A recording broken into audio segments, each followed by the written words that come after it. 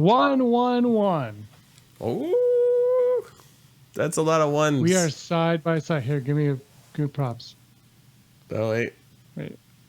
Oh, hold on. I gotta look at the thing. Oh. X is going to give it to you. Which way? That's how we are, James. This is Brock. I'm over on you. Okay. And this is the Rebel Scum podcast. We are doing it once again from various different locations because I am trapped in a snowstorm. Well, you've moved to a different location. You own your own house now, and you are recording from a bathroom because you guys are still in moving mode. It's not like a roast bathroom. It's never been used. It's brand new. Never been used. Nice. Bathroom.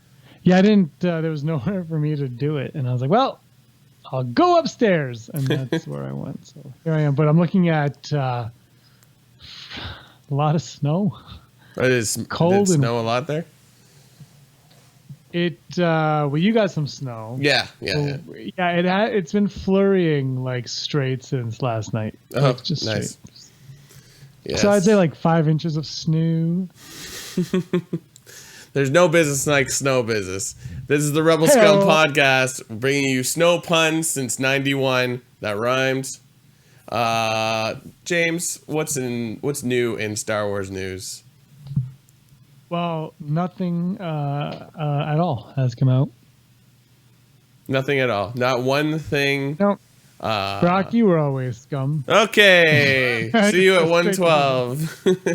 No, there's been a lot of talk of Disney Plus. Now, is this officially Disney streaming name? Disney Play, which is what we heard. Yeah, and I think Bob Iger came out and he said officially it is Disney with the plus sign, which is, I like that better than Disney Play. I think it's pretty cool, and I think it doesn't really matter because I'm going to say, hey, I'm watching the Disney Channel today. This is Disney. I'm going to watch the Disney thing going on there.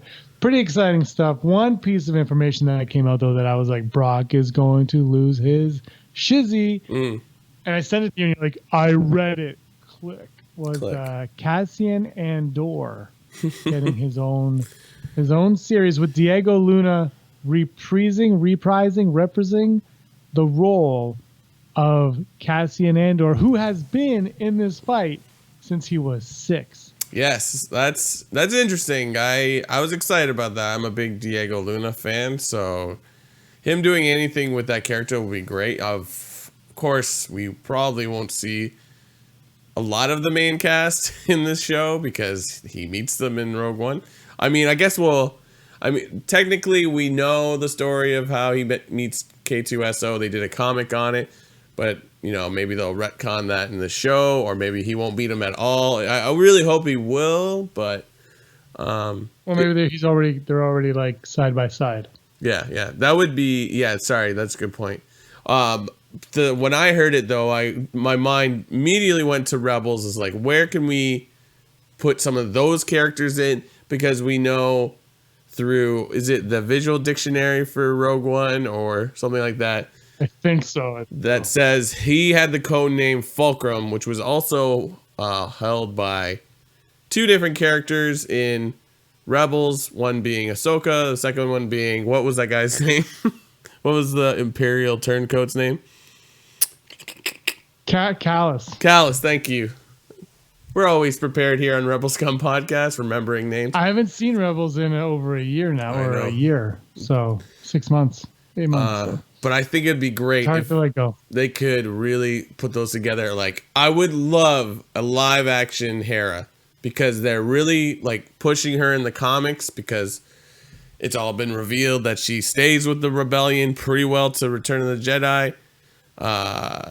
She's in the comics. I saw her both in the Star Wars ongoing and Dr. Aphra. So like that, we can implement these characters back in. That would be fantastic. I think there's a lot that can be said about Cassian. So, or I don't know. I think he's interesting. He's someone fighting for freedom, but then he's willing to do whatever it takes. So like, where do you push a person that far? That I think that would be an interesting story to follow. So I'm excited, and Disney Plus needs to get into Canada because I can't miss this stuff. Yeah, that show. We're going to talk about the Mandalorian in a bit, but I think this show had me a little bit more Yeah. excited Hmm. in the Mandalorian. Not to offend any Mandalorian fans out there, I'm Yeah. also I'll say equally now, excited for the Mandalorian show. But this one was like, yeah, Cassian Andor. Sure. I love Rogue One. I watched Rogue One the day after I moved in here, and then the internet froze, so I put on Last Jedi instead. Imagine though, like you can bring Mon Mothma in, you can develop that character. You can bring all Rebels characters. Yeah. You can see these Imperial officers, um, Rebellion officers. You could get to know Blue Leader from Rogue One. You're like, let's learn more. You could do all that stuff. You could bring Radis back. I know that'd be expensive, but Radis could be in it. A young Akbar could be in it. The possibilities are limitless. I hope they go all out. Absolutely, there's so many characters and directions they can go with it that I hope they don't shy away from what I think a lot of people would refer to as fan service. I think a lot of people would say, well, no, it's just fan service. But I think maybe the show seems like it might be fan service too, but just give, the fans what they want with it. And I think that is a great example. Like throw in these little characters that are part of the rebellion because that's what people want to see. Yeah. And hopefully they get on that. And Rogue One was a big fan favorite of the Disney Star Wars. I think most people that have seen it will say it's probably the best of the four. So that there's going to be people that will be very interested in this. Of course, like it's on a streaming service, so that's the first hurdle you have to overcome. That like not everyone's going to get this streaming service right away. Most importantly, do you think this is an opportunity for us to see Vader again? Do you think they'll do it? Great. They could easily do it, but it depends, I guess. I guess it depends on the circumstances in which he is put in. But I can't. He never really mentions Vader in Rogue One. Like, there's no Right. They're not knowledge. worried about him. Yeah, it's like he doesn't have the knowledge. So, but by saying that though, if you have a Callus type character who is in command and he has to report to Vader, then there's a way. And then every once in a while, Vader's like, well, I got to do this myself. So you could do it that way, but interesting. It is a way to bring Vader back for sure if they wanted to. I mean, the first episode, you throw Vader in the first episode and the first trailer has Vader in it. yeah. Not like how many people who weren't going to get the streaming service are now like, well, gotta watch me some Vader. I mean, I don't think there's an argument that like maybe Cassian doesn't know who Vader is, but I think he's a presence in the galaxy because when we open A New Hope, Leia is fully aware of who he is. So like, I think there definitely will be like, people. Not everyone knows about Darth Vader, but enough people know. So I think the higher level rebellion officers or whatever. Rebels will know who he is, so like I think you can get around that. But the thing is, like, you put Vader in, who's gonna fight against him? Like, you kind of. But that's what you have, like somebody just kind of replying to Vader, or Vader just taking out. Maybe Cassian, falls on like the last Jedi, and Vader is like, well, you got to go take that guy. These are excuses, but these are ways I think that they could bring him in. I think if they're going to bring him in, he's got to be in right away. At least in that first season, to put him in the first trailer to get people to say, well, I got to cough out my $8 to $10, whatever it's going to be. Yeah. Do you foresee maybe like a Tarkin making an appearance, or a Krennic maybe? Is Krennic too ingrained into the Death Star to be put anywhere else besides? Yeah, I think as cool as it would be to see Mendelsohn come back, I think you got to keep him away. I think Death Star is where he belongs, but Tarkin's an interesting one. I think Tarkin's similar to Vader in the way you've got to use him. Like, don't just bring him in there because you can. He's got to be someone superior's superior, like he's got to be high on the chain of command. Exactly. So he's like a season finale type character. Yeah. Like when they decide, okay, this is our last season. Now we start learning who Krennic is. Now we start learning about Death Star. Well, the other thing too is this isn't a Rogue One prequel show; it's a Cassian Andor True, show. true. So as much as you could throw a lot of characters in, I think when it comes to the Imperial side, they got to be a little bit lighter on that because it's about, as far as we know, it's about Cassian Andor. If it changes and it's Cassian Andor and the Rebel Alliance, then you can do more. But he's got to have sidekicks. I'm hoping K2SO is one of those sidekicks, God, and that'd I'm be glorious. hoping. I guess he's the only one that will show up from it. Too. Could we but then see... there's also Sideburns Sideburns should be a character in it for sure. Could we get like trying to think what's his face? Saw Gerrera, could we see something like that? Like I think this is an opportunity to see the formation of the rebellion a little bit more. Well, you could also see Millie Bobby Brown as Princess Leia also. Oh, that would fit right in. Very because, interesting. She kind of secret rendezvous and whatnot. Yeah. So yeah, you could go Leia. I think Leia's the easiest one of all the characters aside from like K2SO to bring into this without any trouble. So, remind me though, I don't want to see Luke. Go ahead. I was gonna say I don't want to see Luke Skywalker show up at any point. Yeah, no, thank you. Maybe an Obi-Wan, but I think that's stretching it. Remind me though, I was trying to like, how do we know that he's been fighting since he was 6? He says that in Rogue One, right? There's no Cassian like comic book or book that he's involved in. Well, his parents were separatists. Right. I think we learned that in one of the books. So yeah, he's been involved in it for a long time. Is there? No, I don't remember reading a Rogue One novelization. There's a Rogue One novelization. There's Catalyst. There's Catalyst, which is I remember reading that, but that had nothing to do with him yet. But yeah, I think like the first season they could do a lot of stuff just showing like flashbacks to his youth. So like there's a young Cassian and you get to see all this like the last days of the Separatists, last days of the Jedi Council, and the birth of the Empire. I think that would be very, very interesting. You can spend a lot of time on that. Maybe not all in the first season, just sort of space it out. Like you just have this kid that you follow along and it works with his story. Where do you want the main story to start in your head? How do you visualize? Have you thought about that or? I've been trying to think, but I can't really think of anything that's like, it's weird. It's like, I don't know where it would start. I kind of want to see Diego Luna just play him all the way through, but I'm sure it'll start with him as a young kid. And we'll see his parents like kind of somehow being responsible to start the rebellion in some way, because every single character is connected to the start of the rebellion in some way. Yeah.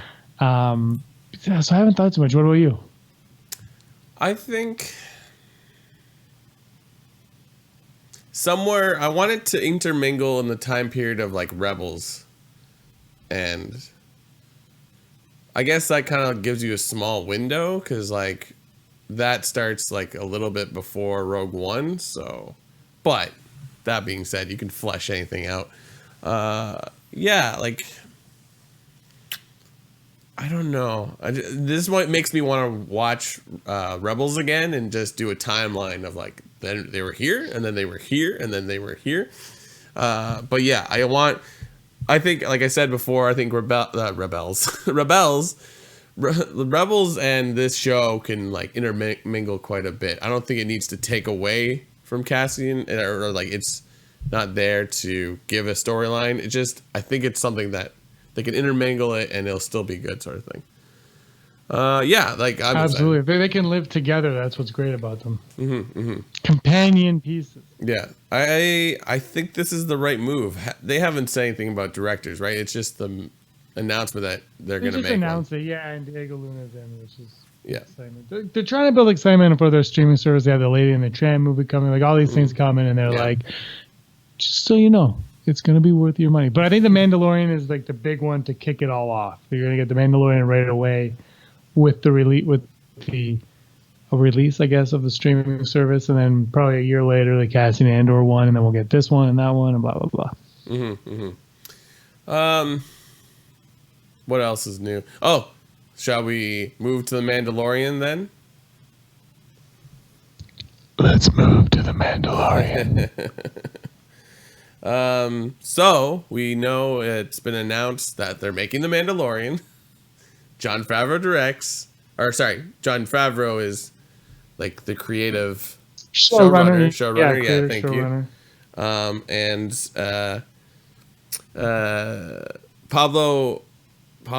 Pedro Pascal, right, has been cast as the Mandalorian, and Gina Carano of MMA. I'm not familiar with her, but she's been cast as well. That's exciting. Well, she's in Deadpool or Deadpool 2. Which Deadpool is she in? 2? Is she? She's in one of the Deadpools. Yeah. Which Deadpool was she in? Is she the first one? The villain, the first one? Bruiser? Yeah. Then it's the first one. I can't remember the second one. Yeah. I can't remember. They both feel like the same movie to me. Not that they're not different movies, but they've been. Which is, I think, a compliment to the filmmaking of the Deadpool movies that I don't know which is which. She's in one of those. She's in, I think, a Marky Mark movie. She's been in a few things. She's tough, which is cool because we're going to see some tough characters come in here, and it's going to be. I'm looking forward to seeing what we're going to get out of this one, just based on the actors that they brought in and like the type of people Mandalorians are. They seem to fit that mold. Yeah, I mean, this makes me think that there's going to be a lot of action involved in the Mandalorian, which is not a terrible thing. Like, I think it would be nice if. I mean, they both can be similar shows, but if one is more action-packed and one is more adventure-based, or, I mean, those things are kind of similar. Like, something with a lot of, like, what is it? What is it called when, like, people... Stunt doubles, you know? Like, someone that does a lot of stuff. So, like, you know, we could see more of a car chase, if you will, in Star Wars than we could in Mandalorian than we can in Cassian. I don't know, but yeah, it's exciting. It's neat that they're showing all this stuff already. I mean, they showed the Mandalorian costume without having cast Pedro Pascal. So like, well, are you shooting this with him or what's happening? I don't know. But, you know. Or did we even see actual, like, a footage of him? Was that just, like... Yeah, someone standing on set. Yeah, someone standing. Yeah, exactly. And from who knows? Or maybe he was already cast and they announced it after they already shot that stuff with him. Or maybe he's just voice acting because he's in a mask. Exactly. Yeah, I think a lot of people are seeing Gina Carano. Am I saying that right? Carano? As a Mandalorian as well, but like nothing has been really specified, and there's talk of like, oh, you can be anything in there. I'm like, that's true. Do we see? Well, when does this take place? This takes place after Return of the Jedi, The Mandalorian. Yeah, like 4 years after, I think, something like that. Do you think they're making a mistake by not copying like the Arrowverse from CW and having some like a combined universe? I know that sounds silly to say in Star Wars, the Star Wars canon, because it's like, well, everything connects, but like, you know how like with the Arrowverse they have Arrow, Flash, Supergirl, Guardians of Tomorrow, and they either have like a big crossover or they'll cross over individually into each shows. Would it be better to have a Mandalorian show closer in time period to Cassian so you can do stuff like that, or is it good to have standalone to an extent? I think for me personally, standalone. I think the crossovers are fun, but they're gimmicky. And if you're on a streaming, like, well, if you look at Netflix, their Netflix shows, they did that crossover event and it tanked, right? The Defenders. Yeah. The Marvel, like, it tanked. So yeah, you know, DC figured it out in television, and Marvel couldn't, which is ironic. But I think it's smart to do it this way, and then you can later on, if they're like, you know what, let's do another story set at this era, and we can slide it in with the Mandalorian or Cassian. That's fine. Yeah. But for me personally, I'm okay with going independent. Right. I don't know. I think I agree with you. I think I'm more excited for Cassian than I am the Mandalorian, just because it's sort of like I mean, you could do it a lot with the like. It's if they had called it Boba Fett, then yeah, I'd be like. But like you open up for a lot of Mandalorian lore, which I'm excited to learn about. Yeah, I'm way more excited for it to be the Mandalorian than the Boba Fettian or something like that, because that's how I feel. Boba Fett for me, he's had his time. Let's move on. This new Mandalorian character looks cool. If it ends up being Boba Fett for some reason, there's a weird twist, fine, whatever. But I like it just the way it is. What if the Mandalorian is just a code name and he's not actually a Mandalorian? He's just wearing the costume. Oh, yeah. What if? Well, that if you read the Aftermath novels, there's a Mandalorian gear hanging up in a bar. Yeah. So. Right. Yeah, exactly. And I think actually they said now that Boba Fett and Jango Fett are not actually Mandalorian or something anyway. So I don't know. I mean, do we? Oh God, what's her name from Rebels? Sabine. Do we get an older Sabine at some point? See how I'm just trying to rope Rebels into every new show they make? Do we see that? Do we get to see her? You could easily, though. Yeah. I feel like they have to do something because they left a cliffhanger with her and Ahsoka at the end of Rebels where it's like, oh, we need to see that. I don't know if Mandalorian is the place to do that, but... I think it's a place, but I think it's a place where you can bring her in if you felt like it, because I think unless they decide that she's dead or somewhere else at that point, why not? Yeah. Fan favorite. And then I love how you can say fan favorite and then fan service, and they're two different things. It's like, who cares? Yes, we're making it for the fans. Fans will buy this. Of course, we're gonna fan. All of it's fan service. It's true. I mean, all right. Never tell me what. Let's go to never tell me the odds. Yeah, let's do it. What do you got? Never tell me the odds. The odds of Gina Carano playing the villain in The Mandalorian. I'm going to go full Brock on this because we don't know anything. They're copping out. I'm going to go 105%. She's always... I actually hope she's the hero in it, but I hope she's actually the Mandalorian. Yeah, I really agree with that. I think these titles should screw with us. That turns out like, oh, it's not what we thought. The next are the odds of Mon Mothma appearing in the Cassian Andor series. 100%.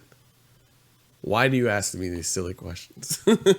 I don't even think she cannot be in the Cassian Andor movie unless the Cassian Andor show is like just him far, far away doing something and he never returns. That's the only way it could actually happen. Yeah. The final odd. The odds of an Ewok hunting stormtroopers in a separate Disney Plus series. Hunting stormtroopers? Hunting, so like they've got their like spears. Yeah. And they're just like, I can't. Who did he? I would. And the Jawas help. I would love that. I'm why it's 100%. 75% because I feel like someone's Disney Plus is going to be like, let's put Ewoks in something. Will they be that aggressive? I don't know. It doesn't make sense. But one would hope they would be, though. Oh, how does it not make sense? It makes complete sense.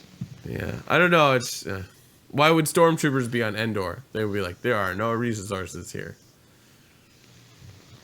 Or no, but they're already there. Ewoks leave Endor and go on Empire. Oh, this is it. Empire Falls. New Republic is in place, and because of their involvement in the Battle of Endor, Ewoks become advanced because of all this technology they have, and a group of ragtag Ewoks go on a bounty hunt to take out leftover Imperials. Boom, writes itself. And they all speak English. Hollow news. Hollow news. Give me 1 second. I will pull it up here. So, Mark Hamill's at it again. He is talking on Twitter. I don't believe he was on this podcast, but they tweeted out to him and he replied. The podcast, Tatooine Sons, a Star Wars podcast. Sweet name. They asked Hamill if the rumors about Mama Fett So there was a rumor that Boba Fett could be Luke Skywalker and Leia's mother. And that, so Mark Hamill replied, I once suggested to George Lucas, I don't know if you've heard of him, as the only way we could top Vader being my father by having Boba Fett be his mother. Because there's a helmet on, you don't know what's under there. He envisioned it as Boba Fett was a double agent working clandestinely for the rebels. And he then commented that, spoiler alert, George did not like it. Obviously, we get Padme later on, which I would argue was a better idea. But I don't hate it. Like, Boba Fett being someone actually important, great. But then it goes back to what I've said in the last 111 episodes, where it's just like, it doesn't have to be a crazy reveal every time. You know, like, yes, Luke, I am your father was a great twist. But, like, there's more to the movies than these twists. But I don't know. What do you think of that? Yeah, there's more to the movies than the twists.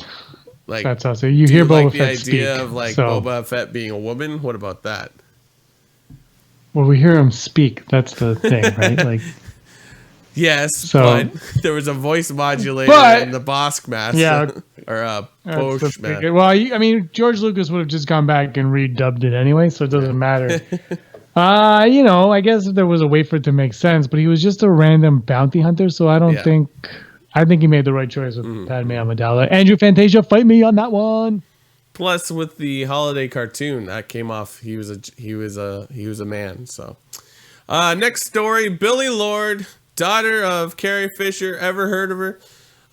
Has said she is wrapped shooting on episode 9 in September, and she was on her social media, or someone asked her. I can't remember what it said. Anyway, she was talking about episode 9, saying she has to watch herself because Star Wars police are out there making sure she was talking to E.T. Entertainment Tonight. And she said, I can't say much more, but I'm so excited about it and so grateful to be part of it. Star Wars is my heart and I love it. So, glowing reviews from Billie Lourd. I mean, we could say, oh, she's an actress. She wants everyone to watch the movie, but what are you going to do? But she grew up with Star Wars in her life, kind of changed her mother's life. So obviously she has probably some type of reverence for it. But that's great. I'm excited for episode 9. And the less we know, the more happy I'll be, I suppose. I mean, it'll give us nothing to talk about, but whatever. And finally, Simon Pegg wishes that George Lucas would come back to Star Wars. He said he doesn't really like the Disney movies, even though he's in Force Awakens. So it's like, well, dude. But I think after watching Last Jedi, he was a little disappointed, and he said he talked to the Adam Buxton podcast. He kind of like left the theater of watching Last Jedi and said to himself, "I miss George Lucas," which is interesting because he's known for railing on the prequels, which included George Lucas, but he says even without George Lucas, there's something missing in the new ones. But perhaps we can change his mind by giving him a quarter portion. I wrote that part. Thank you. Thank you very much. And that's all the news. Hi, James. I kind of understand where Simon Pegg is coming from, because I kind of agree with him after Force Awakens, after Rogue One, after Last Jedi. I felt like the George Lucas, whether you like the movies or not, there was a quality about them. And he always said Star Wars was for little boys, which now obviously they want to change for boys and girls, which is fine. But he always said it was for little boys. And when you watch them, you're like, yeah, I get that. But the new ones, it's almost like they're taking them a little bit too seriously. Yeah. I've always said I think The Force Awakens relies too heavily on J.J. Abrams' mystery box. Like, what's happening? What's the twist? What's the twist? Like you said earlier, it shouldn't always be about the twist. Star Wars was not about the twist until we got the Vader, I am your father line at the very end of the second movie, which I think people forget. It says the whole first movie, you're just like, well, Luke's dad was a Jedi and he died, and his aunt and uncle don't want him doing that. then we got that revelation that was Vader, and people forget that it took that long and that we didn't. There was the twist is a twist because we didn't expect a twist, and now everybody's expecting a twist. So they're like, we got to make it big, and the twist is that there is no twist, and which is the biggest letdown of a twist you can have. So, say twist one more time. Twist and shout, twist and shout. All right. Top 5 actors or actresses we would like to see appear in Cassian Andor or The Mandalorian. Let's do separate, because if we can't think of a new one, we'll do another one. The Mandalorian it is, because it's the first show coming. Yeah. These are actors, not characters, Brock. Mm-hmm. Actors, not characters. Like I said, I'm going to view The Mandalorian as an action flick, so let's get top action people in it. Number 5 for me, Jason Statham.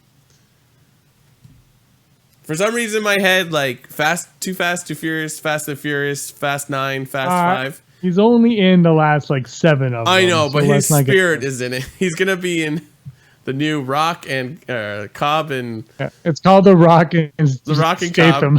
Jason Statham. I would put The Rock in this, but like I just... Well,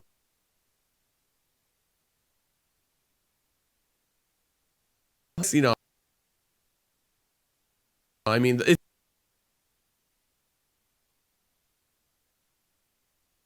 a scene with a baby. Oh yeah, I heard about Scream that. Yeah. Star Wars. My number 5 is Ethan Hawke, because anytime we do a list with actors, I will have Ethan Hawke on the list. He's the Mandalorian's father. He's also Juliet naked. Have you ever seen New York, I Love You, which nobody probably will ever? It's a series of short films about New York. Right. He's in one. I can't remember who directed his. He might have actually directed it. And he's just so good in it. He's solid. Nice. And it's like 5 minutes. Number 4 for me, Viola Davis. Yeah, why not? She's good. Yeah, I know, seriously. Then I'm going to copy you and go number 4, Octavia Spencer. No, that's my number 3. Then I'll skip to number 3. My number 3, Javier Bardem, because he's pretty good at being like a villain. So my number 2 now, I'm down to 2, is Jon Favreau's bestie, Vince Vaughn. I need him to talk to a Mandalorian. I want him to like sell something, be like he's just like a sleazy car salesman, like selling shoes. Like, no, you want to get it? You can't get it. I gotta get it. Come on, baby, don't do this to me. I gotta get it for you. Come on, like that. Like I want that from Vince Vaughn. I think it would be great. Who's your number 2? My number 2 will be Ruby Rose. Let's get back into these action characters, even though she's probably going to be busy with Batwoman. And I think she's in a bunch of other things coming up. But yeah, more action people. Like, I want to say someone from like a Kung Fu movie or something like that, but I don't know all their names. Yeah, maybe someone from The Raid or something like that. I don't know. I don't really follow those things. But again, like I'm saying, like this show should just be about fighting and explosions and. But every once in a while, you need a Viola Davis, Octavia Spencer, Vince Vaughn to come in and just ground it. You need to ground it. All right, what's your number 1? My number 1. She will appear in 3 episodes of the Wait, no. So you have to go first. This one was for Cassian Andor. I screwed up. You got to go. My number 1 will be.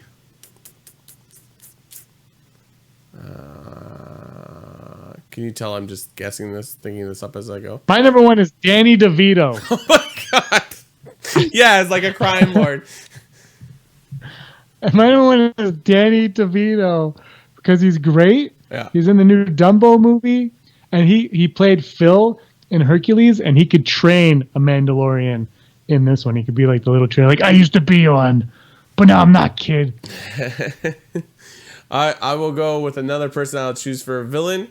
Giancarlo Esposito from Breaking Bad and tons of stuff, but mostly as Gus Fring on Breaking Bad. Like think of that, like just sort of like the unlikely looking type of villain, but he's like evil. So, but maybe we won't want to do that exact same character. But I don't know.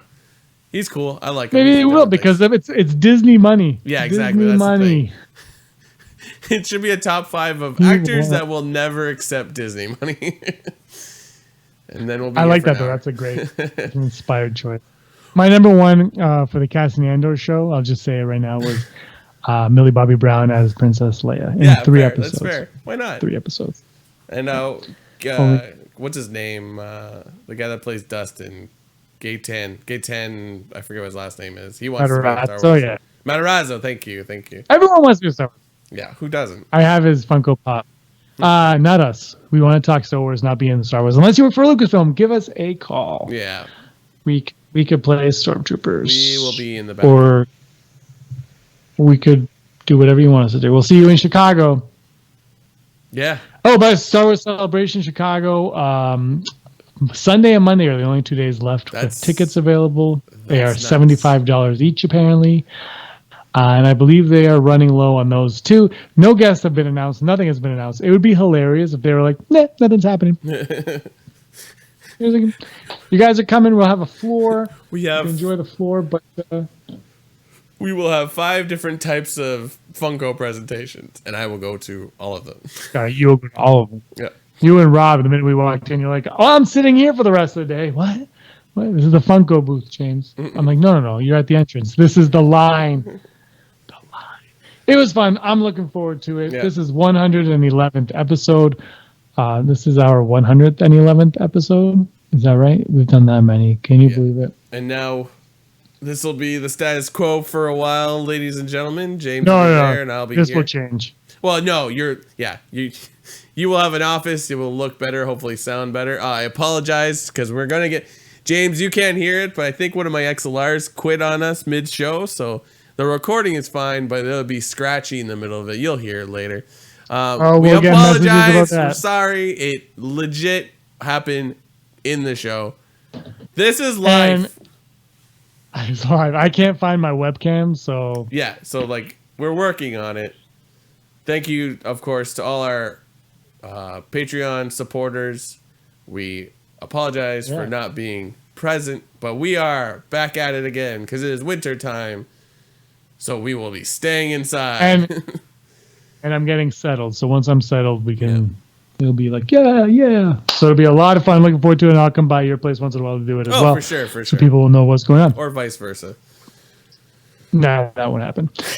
I live in the middle of nowhere. Anyways. I'm just surrounded by snow. Yeah. There's a dog staring at me. Thank you for listening or watching us, however you do it. Check us out on YouTube. Give us a like and subscribe. Follow us on wherever you get podcasts from. Check out our Instagram. Do we have an Instagram? Check out our Facebook.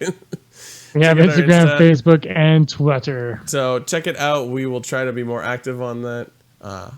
Big plans. We promise good things in the future. Things are happening. But it's glad, New Year's I'm glad Day. we're back. Look, if we're going to hit it up like we used to, New Year's Day will be our ranking Star Wars show. We got some cool stuff coming. Okay. As per usual. Anyways, all right, James. Brock, you were always up. Wow, so fast. Trying to get rid of me. Mandalorian. I tried to start the show like that. Mandalorian scum. Hey scumbags, thanks for watching. Don't forget to give us a thumbs up on our video. As always, please subscribe to our YouTube channel, Rebel Scum Podcast, for all the latest videos.